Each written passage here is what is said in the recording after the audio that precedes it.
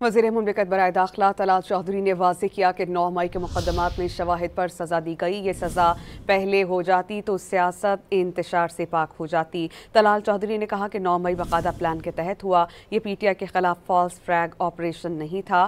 ریاست ایسے واقعات پر بالکل درگزر نہیں کرے گی۔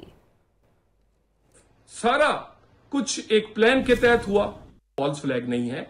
یہ آپ کے کرتوت ہیں، یہ آپ کے شواہد، اس کی آپ کی اپنی ویڈیوز اپنے سوشل میڈیا پر، آپ کی اپنی تقریریں اور آپ کے اپنے بیانات موجود ہیں، اور یہ سارے کے سارے چیزیں جو ہیں اس کے بے شمار شواہد موجود ہیں۔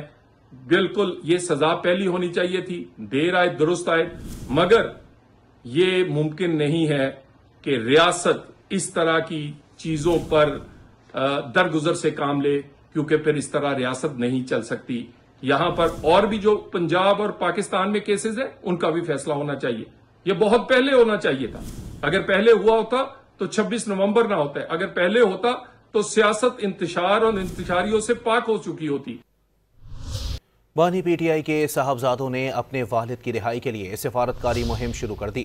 سلیمان خان اور قاسم خان نے کیلیفورنیا میں امریکی صدر ڈونلڈ ٹرمپ کے قریبی ساتھی رچرڈ گرینل سے اہم ملاقات کی۔ سلیمان اور قاسم نے رواں سال مئی میں پہلی بار اپنے والد کی گرفتاری کے حوالے سے بات کی تھی۔